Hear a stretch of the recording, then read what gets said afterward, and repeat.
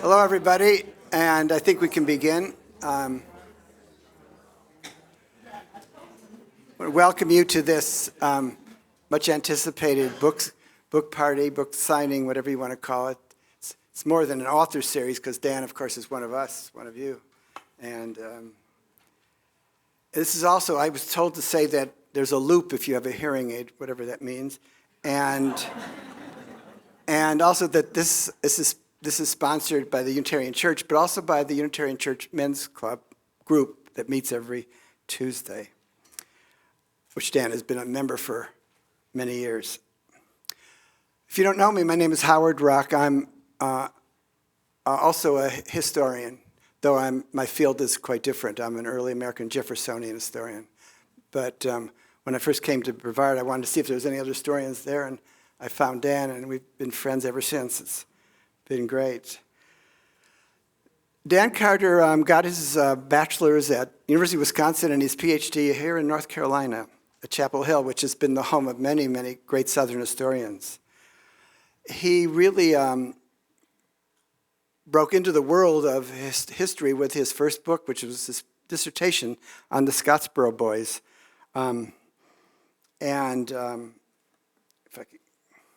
It's got a long name to it, so I should have written it down. I had it here. What's the full name? I always call it. That book was reviewed in the New York Times, an amazing thing for a young historian, almost unheard of, really. And really, Dan's been going ever since then. That book, in fact, won the Bancroft Award. That award is given by Columbia University.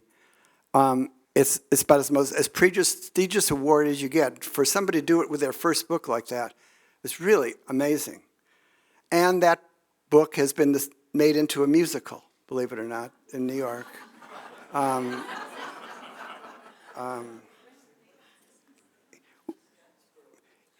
He's published a number of other books, and he began his teaching career at Maryland, moved to Emory eventually. And then he published his second major book that's been famous, his book on George Wallace, which is called The Politics of Rage. And that book also won many awards. Plus, they made a PBS documentary, a 3-hour documentary, which reached millions of people. As you can see, his specialty to some extent has been in what you would call study of racism, Southern racism, extremism, George Wallace. And now, before that, his career is quite incredible. He was the Pitt professor at Cambridge. Every year, Cambridge University invites one American historian to be their guest. It's an incredible honor. He got that. He also taught at the university in the Netherlands and a number of places abroad. Really quite a remarkable achievement. And he was president of the Southern Historical Association, the society of all Southern historians.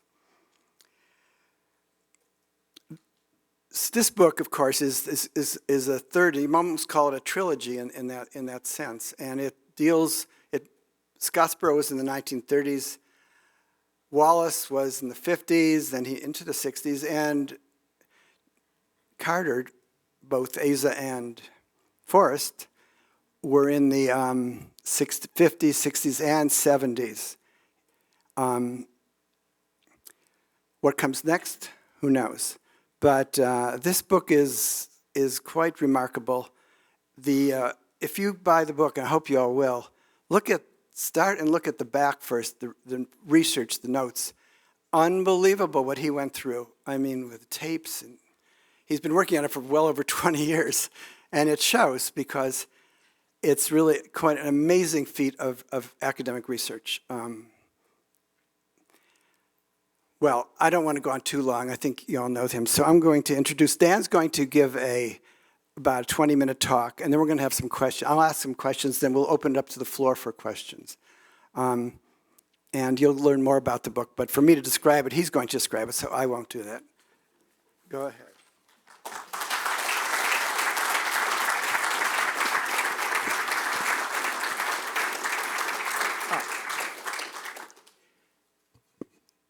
if you saw the original, the original slide up here, that really dates me, doesn't it? The image up here.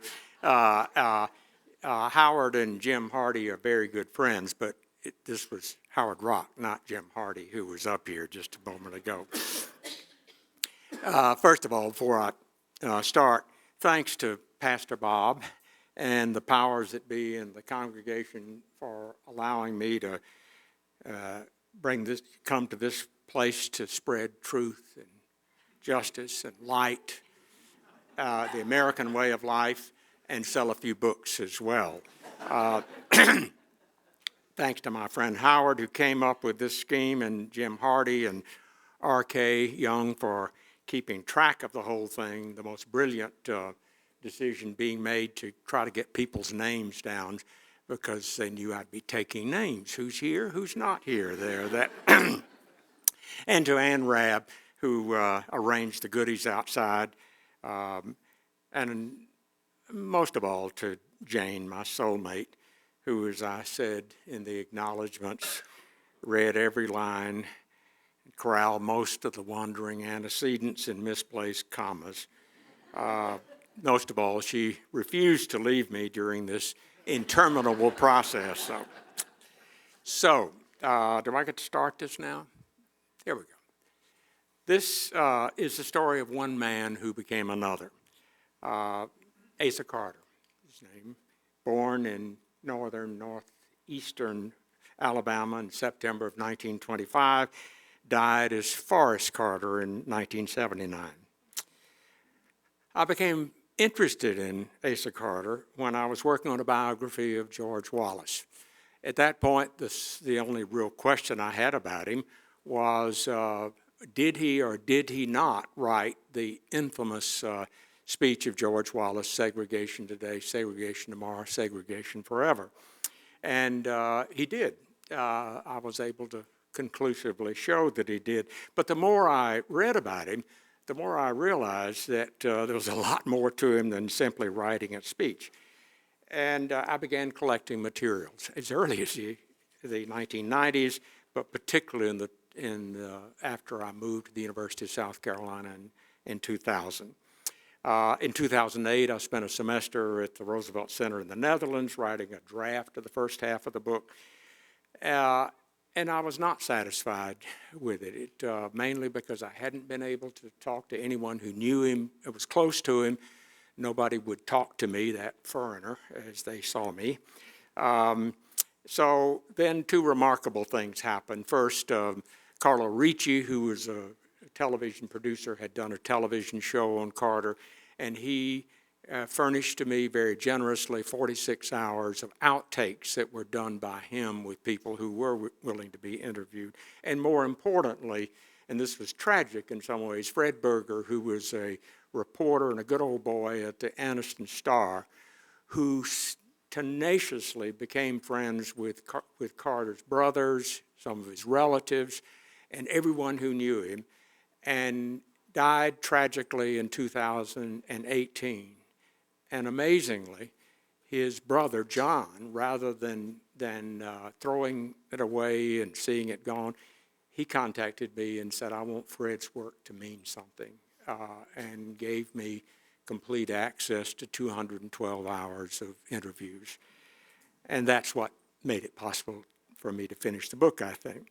So I'm going to do a quick run-through, since some of you haven't read the book, and give you just a very brief run-through of his life.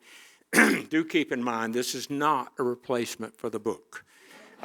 You may be able to fake it in a brief cocktail hour, but if I'm around, I'll press you a little bit on some of the details there. So I said he's born in northeast Alabama, near Anniston, Alabama, on Chocolaca Road. I love that name.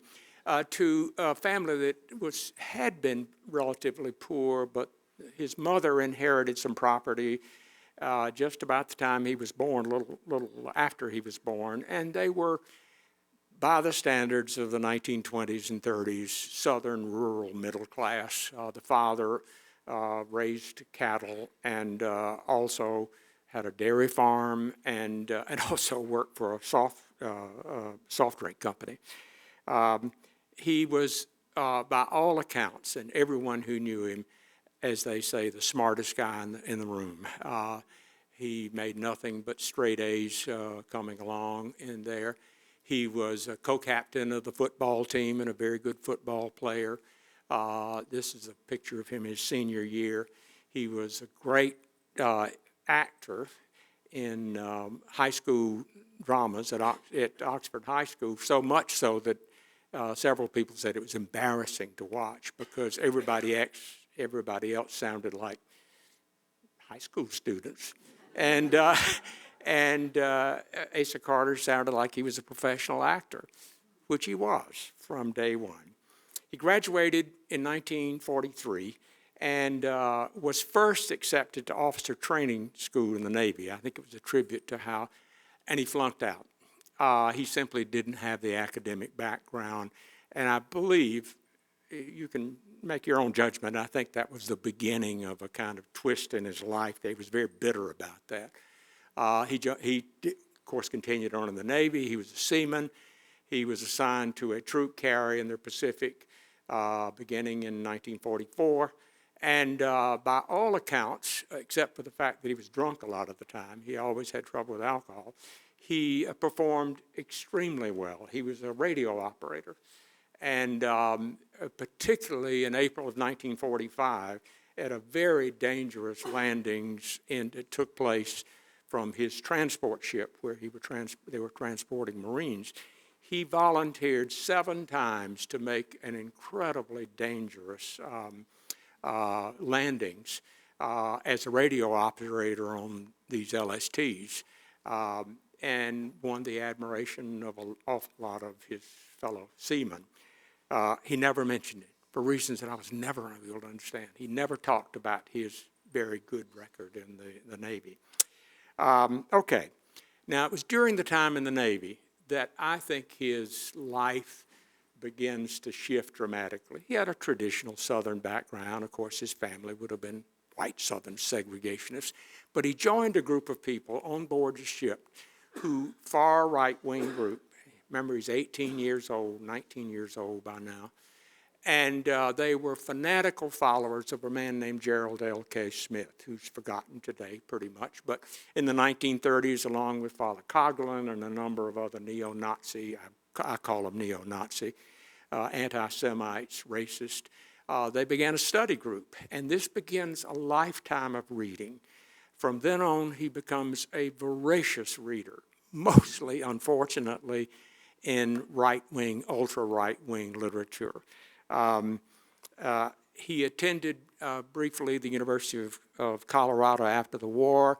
He trained, went to the West Coast, trained as a radio announcer. He had a very good radio voice. And then he got a job at KVOD in Denver. But that wasn't really what he was interested in. He always had ambitions. He wanted to be something else. He managed to be hired for a group that was formed in February of that's the date I've got wrong. It's February 1954. Before the Brown versus Board of Education, this group of the American States Rights Association hired him and eventually developed a radio network in which he delivered what were called Liberty essays.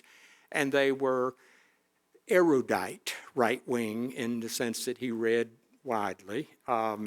He kept his anti-Semitism under wraps most of the time, but on one occasion he went overboard, and in a radio speech he attacked Jews, and the Jewish community in Birmingham was extremely extensive. They dominated the retail business in the city, had many Christian friends, and they stepped in and forced his firing.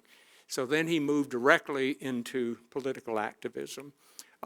He was named director of the North Alabama White Citizens Council. If any of you know, the White Citizens Council was a main respectable segregationist organization. But simultaneously, he formed his secret Ku Klux Klan.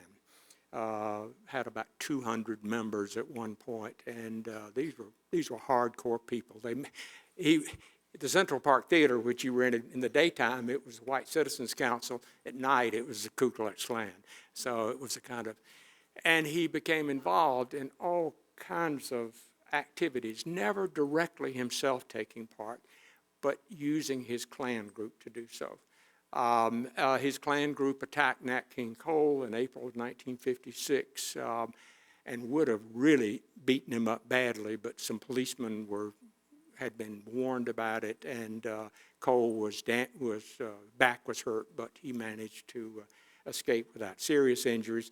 1956, he goes to Clinton, Tennessee, which is the first Southern attempt at integration in the South, in the old Confederacy, and he riled up a mob which they had to bring in the National Guard by the time his speech was over. His speeches were over there. And then things began to go downhill.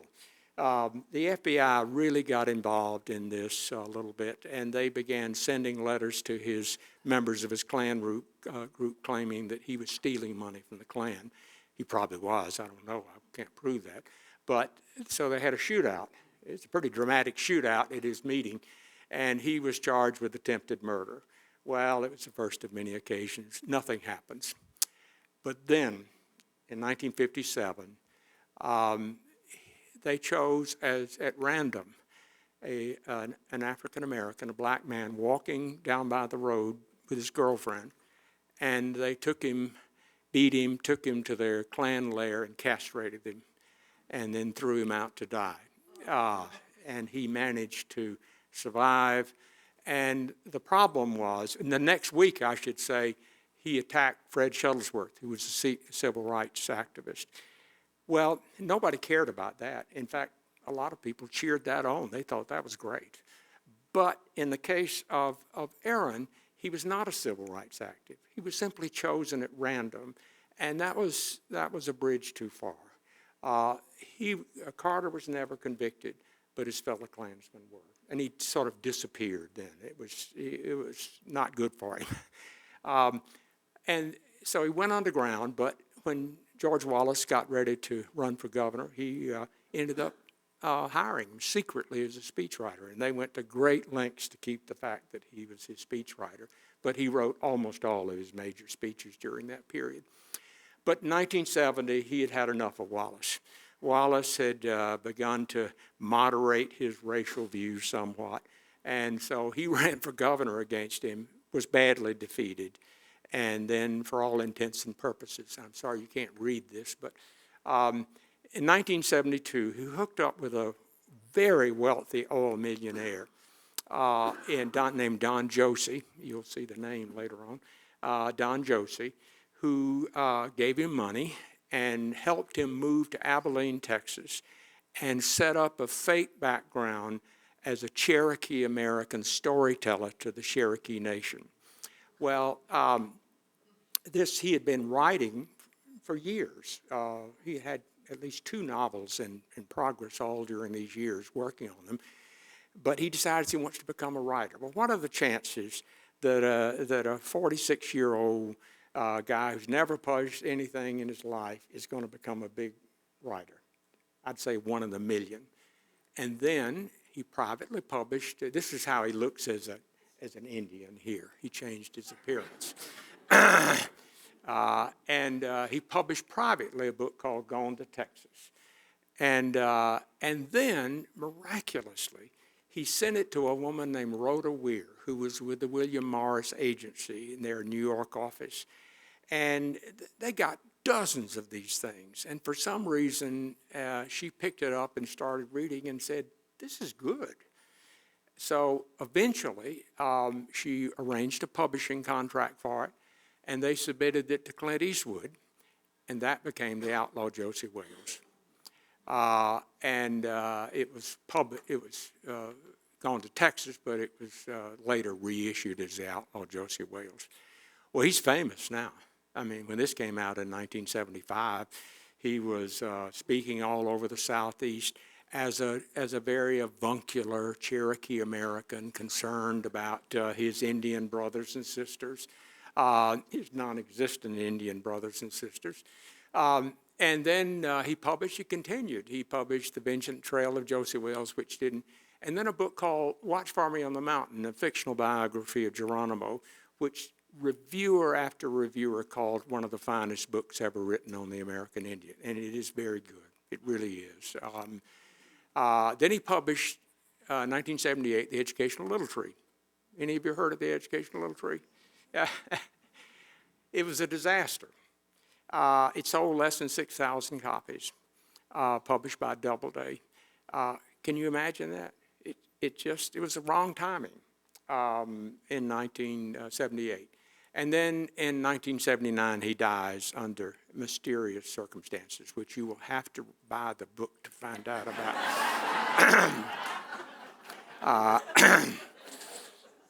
That is, if my friends I've told about it, they'll keep their mouth shut about the whole thing there. Then in 1989, it's reissued, and between 1989 and 1991, it climbs to become #1 on the New York Times bestseller list. By the time it reached that point, it sold 500,000 copies. I knew who he really was, and I was too lazy to do anything about it. And as usual, Jane was smarter than I was, and she said, "You've got to write something about this. Everybody thinks this is this wonderful, sweet Indian book. It's written by a Klansman." So I published a piece in the New York Times exposing him, which devastated the book. It went from 500,000 copies to 1.1 million copies in the aftermath. Absolute proof that there's no such thing as bad publicity. So why did I write about him? After all, he was not, he's forgotten today. His ideas, although I'll talk a little bit about them, were extraordinarily prescient. He didn't really have that much of an impact on politics during the time. He flared. He was on a lot on the news during those years, but not a really amazing in terms of the impact that he had. And so as a number of people said, "Why are you writing about this guy? Nobody knows it, except for The Educational Little Tree, and that doesn't make a book." I thought, for one thing, it's an interesting story. We love, as I said, the lure of the lovable con man. I don't know whether any of you saw Catch Me If You Can. It was a kind of, and he was a con man. That's what he did. He did his whole life was a con man, even when it's a pretty despicable con man, like Bernie Madoff or something. It's still, we're fascinated by people who are able to manipulate other people. But there's something more than that. There was something more that drew me to that. And that's, I have a couple of quotes that I use in the book that seem to me to represent that. One is from Hilary Mantel, the great English writer of historical novels. And as she said, somehow we have a sense that the dead are trying to tell us something here. And of course, the even more famous quote from William Faulkner, quoted over and over again, "The past is never dead. It's not even past." So it was my belief that there really was something in that story that speaks to us today. As I try to explain in the book, he's really a precursor of white Christian nationalism. And he expressed this to a remarkable degree. I mean, you would never believe, were it not for some of the language, that it was written in the 1950s and 1960s. I've got two quotes that I use here. One is from a 1959 radio broadcast in which he talks about the danger of racial suicide from the colored races. But at that time, Mexicans were coming into the United States. And then read what Tucker Carlson said. They're identical. I mean, it's exactly the same idea, same thing about the need. What is America? America is white, it's Christian, and it certainly has nothing to do with blacks or Jews or any of these alien individuals. So that's the story that I've tried to tell. And as I said, this is not an excuse for not reading the book. But I'll now, Howard had a couple of questions he was going to ask me, and then I'm gonna limit it into two here, and then I'm going to give you a chance to say what you want to. Okay. Let me pick up on the ending there. During Dan's career, he's outlined the history of racism in America in the 20th century in many ways. The first book, Scottsboro, was a tragedy of the South. I mean, depicts racism in Alabama, which was so deep that a jury of 12 whites in an Alabama town in 1931 could sentence 9 innocent young African Americans to death for a rape they clearly had not committed. It was just almost miraculous from a judge that they didn't die. Then in the next book, we move forward. You show an ambitious Alabama politician could use racism, segregation now, to rise to governor and then become a serious presidential candidate. This is during and even after the civil rights era of the 60s. Now in the latest book, you show a speechwriter who wrote that famous line, but who was really a relatively minor figure in the South, and then he changes his identity and he writes these books and screenplays, which you show so brilliantly in the book, are filled with the same racism. It's just disguised more in a different message, but it's still there. So I'm asking, what do you make of this today? Does this show that there's no progress in American history, or is there progress? Has nothing changed? Are things even worse? In the book, at the end of your book, in your reflections, you talk about World War II and the people of Germany being taken in little by little, one step after another, into darkness. And you call upon ordinary or extraordinary men to see what's happening. And of course, you show that the new forms of communication that exist now are so much more powerful than existed when this man was here. So I'm wondering if you would talk about the lessons that you learned from writing the history of Asa and Forest Carter and how it applies to the world today. Well, the main thing, excuse me, here. One of the main things I learned was patience.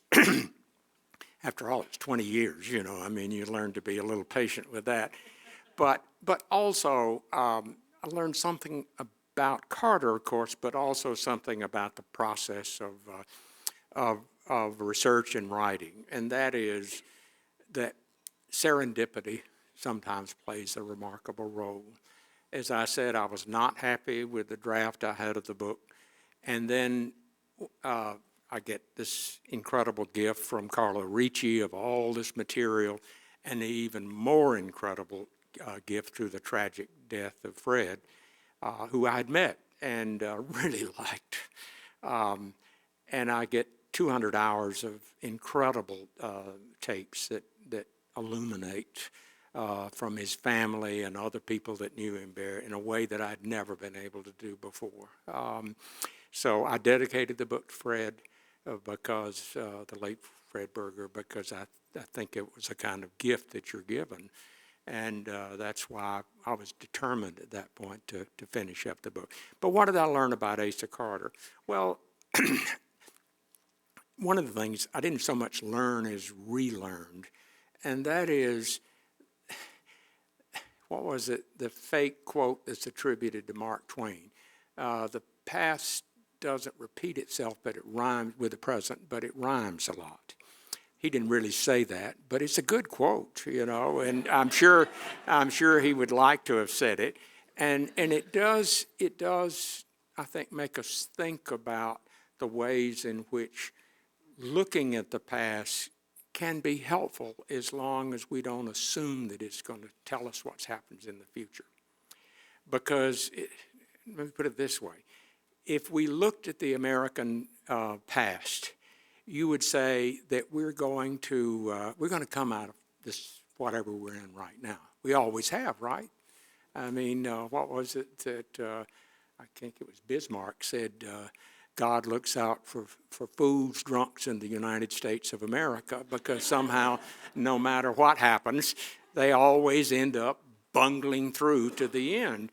And yet, that's why I included the quote from one of the people that was interviewed in the 1950s, who had lived through what had happened in Germany, because he assumed, being a good German intellectual, knowing about the great history of German literature and political writing, and that, yeah, there were problems, but we'd get through this. We've got through it in the past.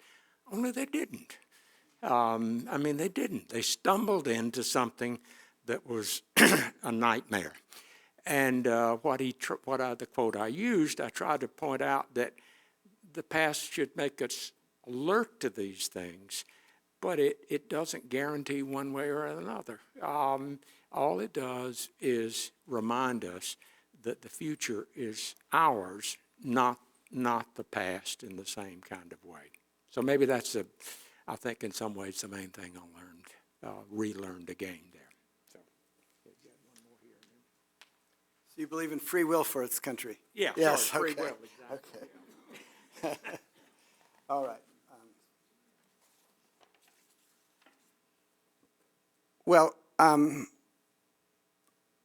are so many things that I wanted to ask, but We'll have coffee. okay. When children wrote you that they were upset by your expose of Asa Carter, and you said to them, well, it's a good story, you don't have to be upset. But then you're also very critical of the book as anti-government ideology in disguise or worse. And that book on Geronimo, but you also, in the book, bring in a lot of critics who saw that he was putting in his own ideology there.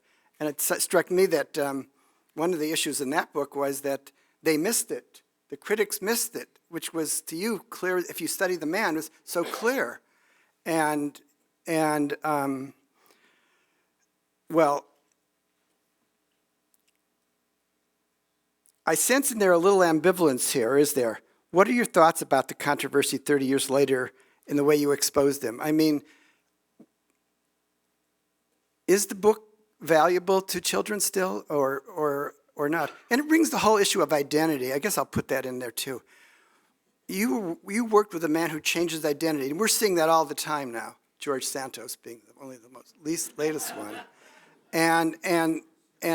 But did they really change their identity? I think the key, if I have the book right, the key to that book is he changed his identity, but he didn't. He just took a different name and did the same and got him a little more sophisticated treatment and expose and a new platform for his racist views.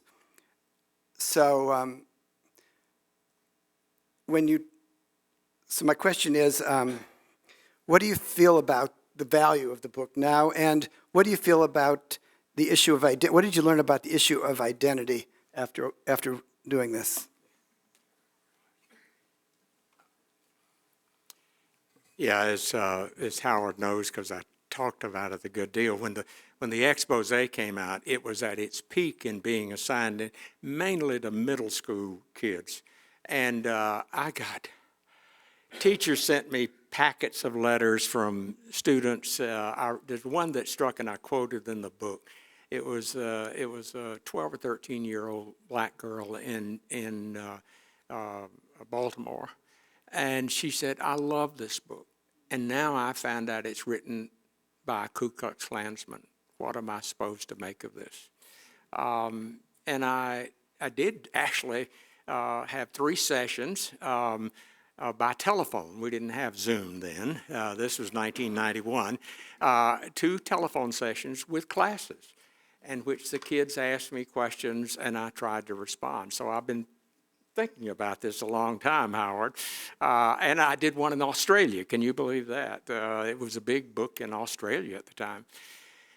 And what I still come away with is that it's not a dangerous book in the sense that it's browbeats you. It does have, I think, underlying it, if you read it very carefully, it doesn't have overt racism. It doesn't have anti-Semitism. In fact, one of the most appealing characters is Jewish, and another guy's black. And you'd be tempted to say that's just a part of the process by which he's appealing to an audience, and that may be what it was. It still has this, as Howard says, this profound anti-government ideology. You got to stand on your own. You can't depend on those foreigners, and the foreigners are politicians and people like that. And it's subtly done in the book, but it's something that I think even 12, 13-year-olds, if you had a good teacher, you could talk about that. It could be a subject for discussion. My main problem with the educational little tree is not so much that it's going to brainwash kids. I think they're more resilient than we see them as. From the beginning, my feeling was Native Americans, like Black Americans, have suffered enough. Their land, for Native Americans, their land has been stolen. They've been decimated by disease and sometimes by American cavalry. They don't need to have their identity stolen. I'm not an avid identity politics person, but it is their history. And for a white person to come in and say, I'm a Native American, because he knows it's going to help him sell books, I think it's a form of theft. And that was what really led me to write the piece there about him. His other books, in those, that's more difficult. Watch for Me on the Mountain, and as I said, it's a beautifully written book. Characters come alive. His description of the West is amazing. I mean, he had spent a good bit of time out. He's a good writer. What no one saw, what no one picked up on, is his obsession with violence, because it comes along at a time when you've got violence is now much more common in American film. And so everybody says, oh yeah, it's violent, that's part of what it's like. But there's a particular kind of violence that takes place. Yeah, there's some torture or whatever, but it's rape. And it happens in all of his novels. And do you know who the rapists are? They aren't blacks. They're Mexican half-breeds. And they are described in terms that it's clear when you're reading the novel, if you know anything about him. I don't know whether I would have picked it up on, but as soon as you begin reading his description of the rapist, you realize it's a stand-in for blacks. He's created these people to say, at that time, in the 60s, now I guess we couldn't say it, but we created these monsters in a way that allows him to vent his rage toward blacks, which was an obsession of his, and black rapist was always an obsession with his. So it brings us back to the question of nasty people who write reasonably good books that have nasty stuff in them. What do we make of it? I think, at the very least, we try to explore them a little bit and think about them a little bit. Did the movie also have that in it? No. Clint Eastwood was not interested in the politics of it particularly, although, as I point out in the book, at the very last scene, when he and Ten Bears, they both agree on the government. The government rapes, steals, takes your cattle, does all these things, and it's again that fierce hostility toward the government, which grows out of the civil rights movement, and what Carter saw as a combination of these civil rights activists and their support by the federal government, which he hated. I mean, he really did. Now we get some questions. Yes. Yeah. Microphone? He's right here. If you don't have any questions, you can get the wine first. No, there's a microphone that we're supposed to. Yeah, here, or I can pass it. Yeah. Oh, thank you, RK. Oh, there it is. Peter, yeah. You can call him. Dan, thank you so much for this latest contribution and a really outstanding career. Oh, thank you. And hoping for the next chapter. We'll see. What do you think of the state of the teaching of history in our, say, high schools and colleges today? There seems to be such a gap in the understanding of a large swath of our population of what our history has really been about and how our government functions. Yeah. Everybody has their own ideas about it. Mine is that it's part of to some degree, simply part of a failure of education in general, I think, to teach young people to think critically. The material has been there. We're on a reversal course now. As we all know, there's been attacks on textbooks. But when my kids, when they were coming along in the 1970s and 80s, they had very good history, very good government.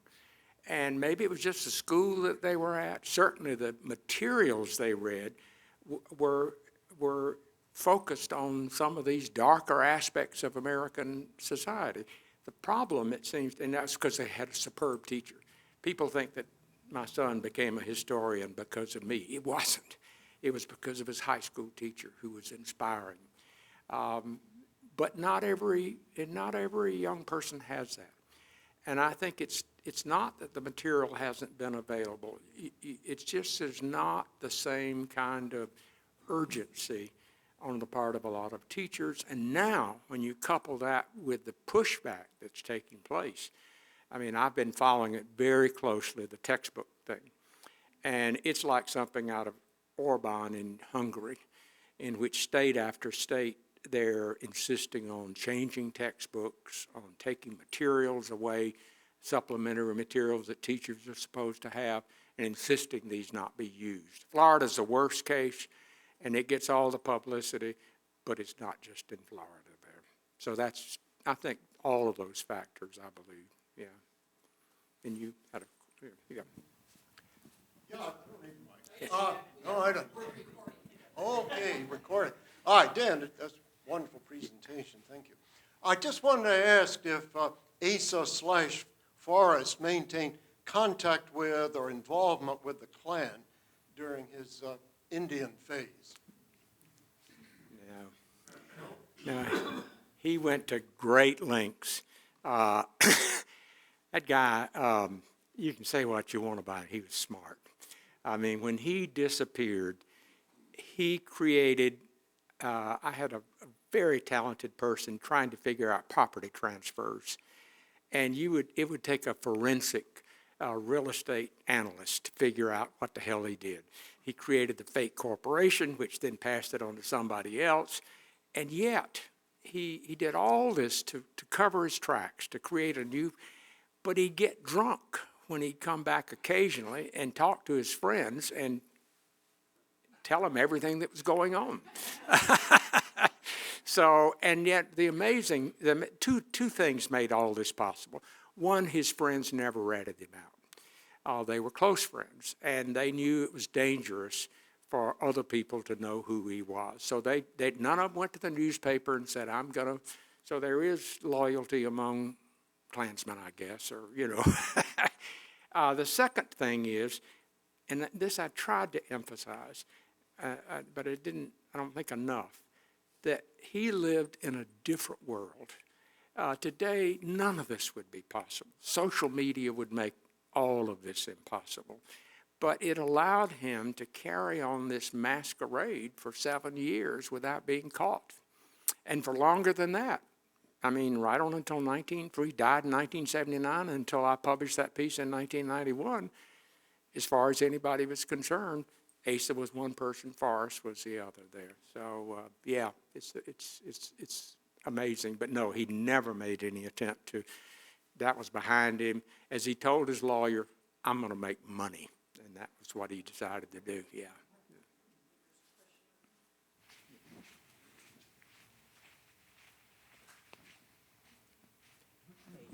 Thank you for the presentation. It was wonderful. Do you have a sense about what drove him? Yeah. I'd love to hear it. I don't think I understood it, but his brother in Alara, he had two brothers, one of whom turned out to be the one closest in age to him, turned out to be a kind of copy of him, right-wing, call him quasi-fascist. He's the one that threatened to kill me. But the younger brother had a complete break with that, in part because his mother threatened her son Asa and said, don't you get your younger brother involved in your stuff. And he didn't. He became a veterinarian, and he just had a way of looking. And he talked one time when Fred Berger was interviewing him, he said, what drove your brother like this? And he said, he wanted to be somebody. He wanted, and he, like I do, feels that the failure, that critical moment, he's 18, 19 years old, he leaves Anniston or Oxford, Alabama, near Anniston. He goes off to the Navy. He's the pride of the hometown. He's going to be an officer in the Navy. And he slinks back as a seaman third class. And the bitterness he had over the failure there, I think, was the first stage of it. And then he falls in with a bunch of right-wing intellectuals. And he decided he was going to become famous as a political leader. And I bet he read more material from the Communist Party than any communist did. Not because he wanted to be a communist, but because he thought they were brilliant at organizing and undermining society, and so he read widely. When that failed, he said, I'm going to be a writer. And at one point his brother said, oh, great, he mentioned a mystery writer or something. And he said, hell no. He said, I'm going to be Ernest Hemingway. It was always this inordinate ambition to be somebody. And I think a lot of people have that. The difference is that I honestly believe if it weren't for his alcoholism, he would have gone a hell of a lot further than he did. It was just something that plagued him his whole life there, that son. I know everybody's anxious to get to the wine here, but somebody had some question over here. I am. I'm interested in the crucibles that form among young men. Here he is on a ship in the Pacific for long periods of time, in isolation with like-minded people, and so there's the opportunity to share ideas and to radicalize. This still happens today, obviously. It doesn't happen on ships in the Pacific. It happens largely on the internet. What do we do to break these crucibles? How do we recognize when they form? How do we recognize the people that are vulnerable to them? How do we watch them without breaking laws of privacy and free speech? And how do we deal with this? I don't know. No, I mean, I'm not being amusing about that. One of the things that I think in a military setting, though, is that it is possible to insist. You do have a chain of command. And when you go down that chain of command, the top should demand that the next level put a stop to this. And if they see any signs of it, tell them they have to stop. I know that's a crude way to do it. You want to change people's hearts and their minds, but if you don't, scare the hell out of them. I have a great nephew who I love a lot, but he was pretty much a wastrel in some ways. And then at the age of 23, joined the Army. And one of the things that was most maddening about Carter, his first name, was he talked like this. He was around all his buddies all the time, and he talked like this. And it was just drove me crazy. It drove his mother crazy. Well, he joined the Army. And the first time he stood for inspection, his sergeant said, son, what's your name? He said, my name is Carter White. He said, if I hear you mouth that like that one more time, you're going to be doing KP for the next 3 weeks. When I couldn't believe it when I saw Carter the next time. He was gone. I mean, crisp, he's speaking to me crisply there, and I thought, that's what you need, put the fear of God in somebody there. No, I'm half serious that you do need to get the chain of command on top of it and say, we will not tolerate this, because that's clearly is what has been happening, and a lot of times it has been tolerated at all levels there. Don, yeah, that. Thank you, Dan, again. I was just wondering while you were starting to answer questions, did you find any evidence where what in his early career, working with Wallace and stuff, that he was contributing literature to the Ku Klux Klan or to some of these other sort of militaristic, nationalistic groups, or was he just simply the recipient of those in terms of some of his study? When he went to work for Wallace, he saw this as he really bought into Wallace. He thought Wallace was going to be the great white savior. And he put all that behind him, at least temporarily. And he in fact, one of the prime examples is when they did the integration at the schoolhouse door, remember? Well, the Klan was all up in arms. They were going to have a recap of the Ole Miss, I remember. Well, he went out to all these Klan groups and he said, "Don't do this. Don't cause any violence. Let George take care of it." So he subsumed himself to George Wallace until he realized, finally, took him 4 or 5 years to realize that he was a con man. I mean, Wallace was a con man too, and he didn't mind being a con man, but he didn't want his hero to be a con man there. So that ended that, I think. There, I know we've gone on far too long here, and I just let Howard direct. Thank you.